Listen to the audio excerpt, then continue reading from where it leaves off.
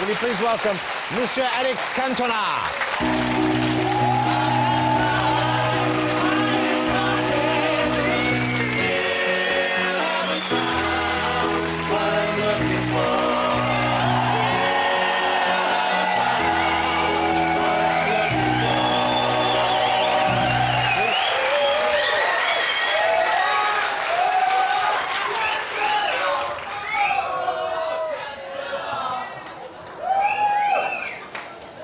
I'm terrified. What's happened?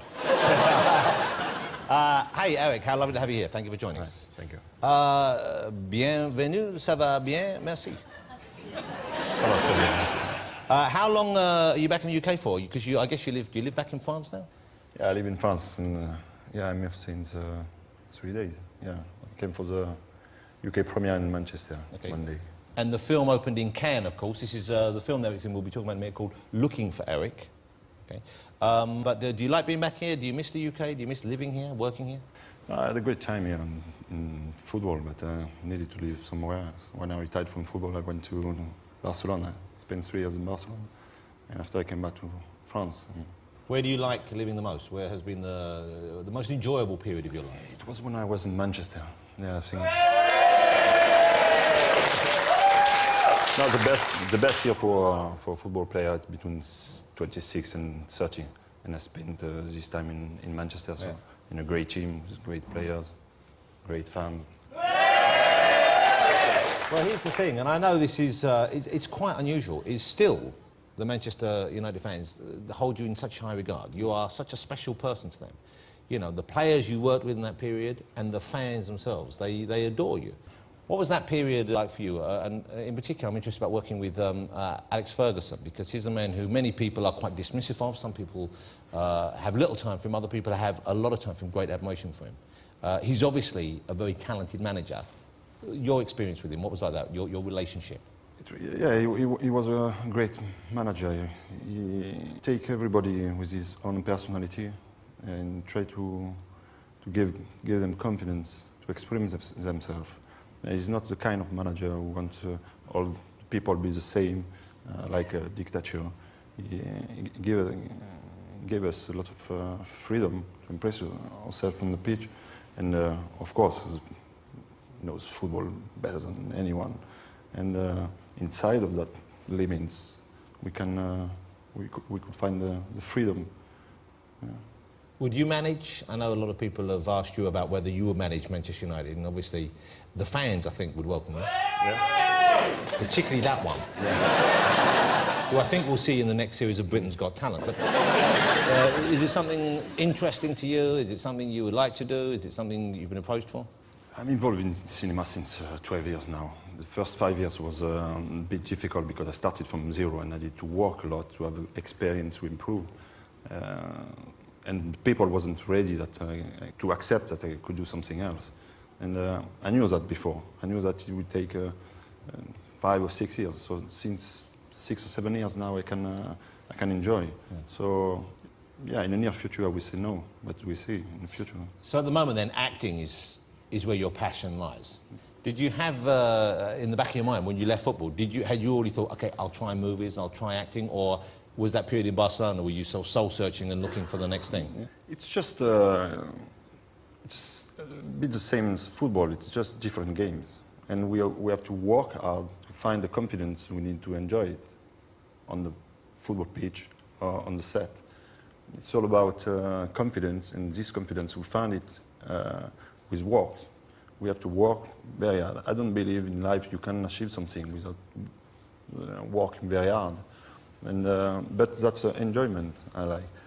For me, very serious things in life, but when we play football, it's a game. We have to do it for the enjoyment, for the excitement.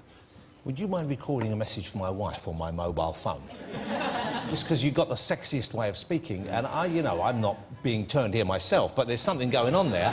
Just, I wasn't really listening to you, I'll be honest then, but it was the brown eyes and come on. Well, I'm thinking, this is a good-looking man right here. You've got the movie star's look, if you want. Hey, you're talking about football, and you're saying the passion, and it's for fun, OK? But at the same time, you're a man who occasionally has a little bit of anger. Yeah. A little bit of temper comes out, which maybe you need for football. I don't know. Occasionally, maybe someone say something to you and a boot might get thrown. Or even a kung fu kick. So...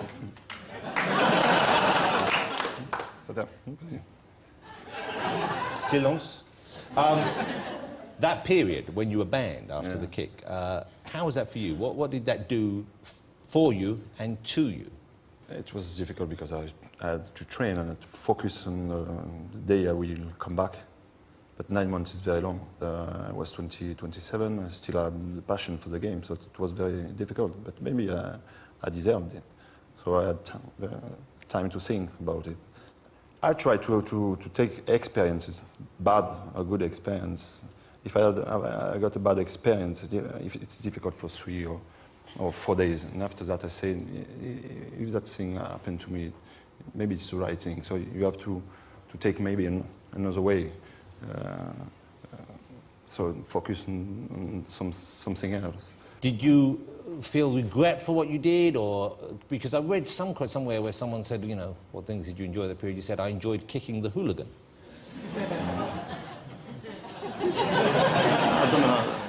I don't have any regrets, no. Let me ask you about acting. You said already you knew there'd be a period where people didn't accept you as an actor immediately, or did you feel any fear yourself? Are you a man? Are you accustomed to the sensation of fear? Is that an emotion you enjoy, or do you not allow that? Do you not permit that? It's all about also confidence and anticipation. To anticipate the things, know before that the people it will take time for the people to accept that you can do something else. But were you concerned that it might never happen? Was that a possibility to you? Yeah. I'm sure about only one thing, about my doubts, but I want to try and take risks and work a lot to try to improve. That's it. You just said then, I'm sure, about one thing, my doubts, and that was close to one of King Cantona's philosophical statements. The legendary one, the classic one, of course, is the one about when the seagulls follow the trawler. It is because they think sardines will be thrown into the sea, which I think means probably absolutely nothing. Am I right? Yes, it was my ambition at this time. Yeah, I was in, what do you say, procès? The press conference, Hundreds of journalists were there after mixing. They tried to make this event very serious. And I think in life you have serious things, and I don't think football, many things are so serious.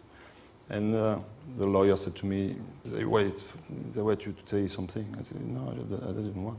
Say, yeah, go. I could say no and go back and go home. And I say, okay, I go.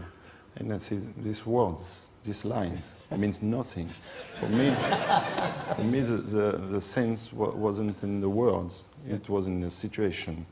They put a mirror in front of the journalist, and after that, everybody tried to analyze the words, and I love it.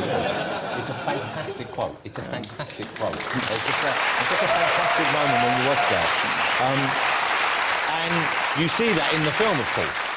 The idea for the film, and I know it's changed somewhat, but it started with you and your people in France, didn't it? And you came over to see the director Ken Loach, who I'm assuming you are an admirer of. You're a fan of his films? Yeah, it was the first name we put in the list because it was this kind of movie we wanted to do, with a lot of humanity and solidarity. How would you describe your appearance in the movie? Because you're sort of yourself and you're sort of not even there, of course, are you? Yeah, it's the image, the fan have about myself, yeah. But sometimes the image are far away of what you are, really, or very close. And Paul Laverty, I'm very glad and proud that he decided to develop this part of myself. I'm not only that, but I'm a bit of that. And I think he enjoyed to write it, and it was an opportunity for us to enjoy it. Do you still play? Do you still like to kick around? Do you still play friendlies, or do you still join in? If you see kids in the street kicking a ball, do you go over and show off a little bit? No, I do something else now. I had a great time, but now I do something else. If I had a football here and gave you a little football? You want to play with me? Do a bit of keepy-upping. You want to do a bit of keepy-upping? Let's see what you got, Eric, because I heard you ain't got it anymore. Put myself in the face with the bit. Can I see? What do you want? It's a ball, yeah. What are you doing that for? Yeah. Is that... Oh, whoa! Whoa!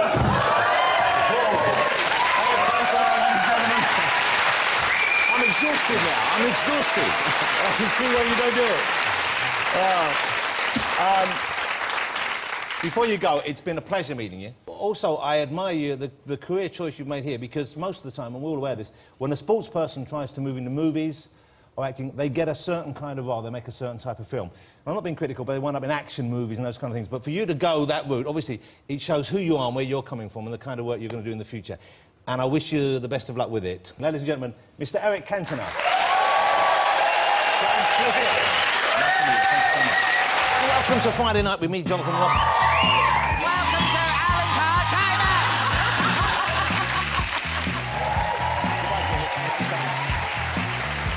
Oh, Jesus. That's what I'm talking about, Heimdall. Oh, I've just been... Oh. Don't patronise me, Alicia.